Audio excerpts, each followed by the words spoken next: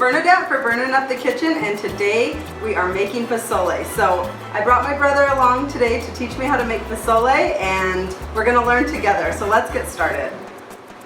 Hi, so the first thing you want to do is you want to make your sauce, which is going to be the base of the pozole, and the sauce is actually very easy to make. So what I do is I start out with a pot of about 3 cups of boiling water, and into that I add my chili pods, an onion, a whole onion, and about 3 garlic cloves, and everything gets boiled together. That way it flavors the water, and that's what creates the base of the sauce. Okay, all right, so what should I do? Should I start by flavoring the water? Yeah, you can add some salt to the water if you like to. So how about like a tablespoon? That sounds good. Okay, yeah. So about a tablespoon of water. Sugar. Salt. And then you want to add the chili pods to the water. Okay, and how do you prep the chili pods? Okay, so the chili pods come with seeds in there. They're dehydrated. And you can buy them at the store in a bag. They come in a plastic bag about this big. And then you want to take them out of the bag, and I like to take the seeds out because it makes the sauce a little bit smoother. Okay. So what I do is I just use a large knife and I take the end off. So that's the stem part. You want to take the stem off. Okay, yeah, so you already took all the stems off of these Yeah, ones. I already did those ones. All right. And you just take the seeds out. And if you have a hard time getting the seeds out of it, just cut the chili pod lengthwise.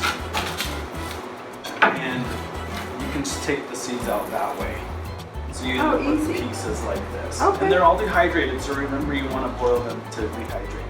Perfect. Okay, I'll just put these And I like to do about 10. Okay. 10 of the chili pods. So that's probably one bag, right? It is, yeah, it's almost a whole bag. Okay, just one bag then when you go to the store. And the seeds are, the seeds you can leave in because you're going to be putting this in a blender to make the sauce. And they'll usually get blend up into the sauce. But I like to take them out just because they're, it makes it a more smooth finish. Yeah, I think that's better because if one of the seeds, you don't want to be chewing seeds. Right. Okay. Have seeds in your teeth. Right. Okay. And then the next thing is the onion. Okay. So, and the onion I just quarter because it's going to be boiled. And you're obviously going to put it into the blender as well. God, that smells good right away. Yeah, it's got a really rich Fragrance. aroma to it.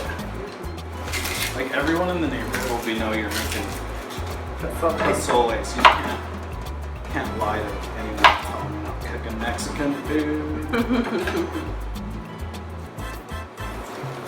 All right, so just quarters on the onion. Okay.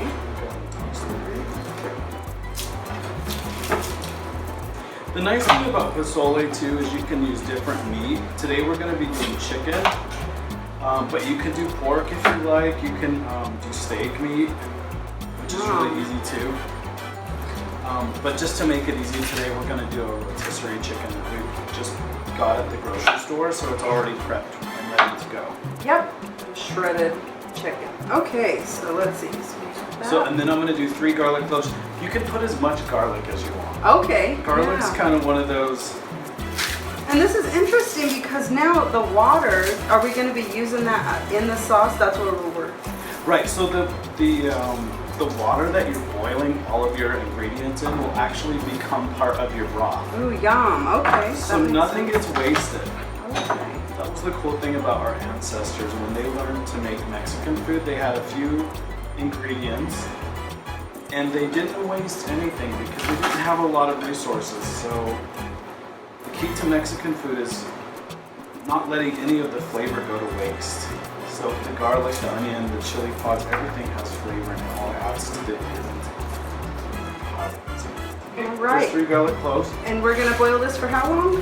So I like to boil it for 10 minutes. Okay. That leaves it enough time to really cook the onion almost all the way through, and then the chili pods are completely rehydrated by that point. Perfect. So we'll go ahead and put the lid on and cook it for 10 minutes. Okay, so it's been 10 minutes now, and we're going to go ahead and blend this? Yep. Okay.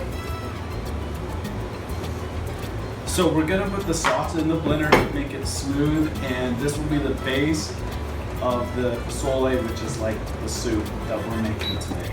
Okay. So I just take a big spot spoon and put it into the blender. So all those chilies are rehydrated now, and the onion is cooked, and the garlic cloves are nice and flavorful. Okay, so there's not that much water left, so we're just gonna use chicken broth if we need to add a little bit more. Yes, Okay. we're gonna use the liquid that's in the pan, Mhm. but then we'll also, if you need to add some extra liquid into the blender, you can do that Okay, to keep it nice and wet. perfect, okay. So we'll get this ready in case we need it. Just take the sauce here, put that in the blender.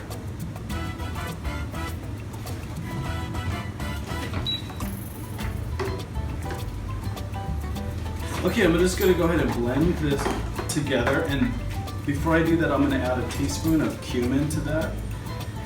That'll add a little bit of flavor, and you want to do it when everything's really hot because that brings out the flavor of the cumin. Oh, okay. All right. So you don't want to let that cool down, just do it when it's hot. Yeah, put Okay. it all in when it's really just right out of the pan.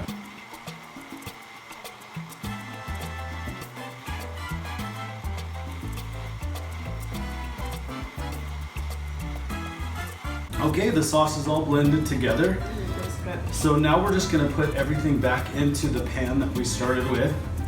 And you wanna make sure you use a big enough stock pot, or you can do this in a crock pot if you wanna let it cook all day long. Okay, okay. And then I like to take a little bit of the chicken stock and kind of rinse out the blender too. Nice. It's a lot of prep work, but it's worth it. It is, and it comes out so good. And this is one of those things where you can feed a ton of people at once. You can kind of have it with maybe some tortillas on the side, or And you were saying this is exactly the way to make it a red enchilada sauce. yes. So the same ingredients that we put into that base of the sauce is enchilada sauce as well. Yum, okay. Yeah. So that's, I mean, we just showed you like how to make two different things at one time. Perfect. So then just add your chicken broth into the pan. So we're using pozole that is just in a can. They sell it at the grocery store. And you can either leave the pozole broth in there as well. It kind of helps to thicken the soup a little bit because of the corn starch, or the starchiness in the water from the corn. And then the chicken we've already taken right off of the bone and just kind of shredded it into little bite-sized pieces here. Oh, that one. That looks so good. Yeah. And then you can also add a little bit of extra salt at this point if you feel like it needs the flavor. Okay, so to sum it up, we actually used 2 big cans of hominy, which was 2 pounds of hominy, 3 cups of chicken stock, and then in the end we actually added 2 more teaspoons of salt to taste. So that was perfect, I think. And then the way you garnish this is just really simple. You can do some oregano, lime or lemon, and then also some people like chopped onion on it. So this is just a way to serve it to your guests, and you can just prepare the lemon and the oregano at the end. Oh, this is so good. And it smells good This is a too. perfect food for winter. Yes, this is really good. And it's pretty healthy for you, don't you think? I think it is. Yeah, white corn. All right, let's see how we did. Thank you so much. Yeah. I had I'm fun. so glad. I hope you have fun making it at home too. Thank you. Enjoy this.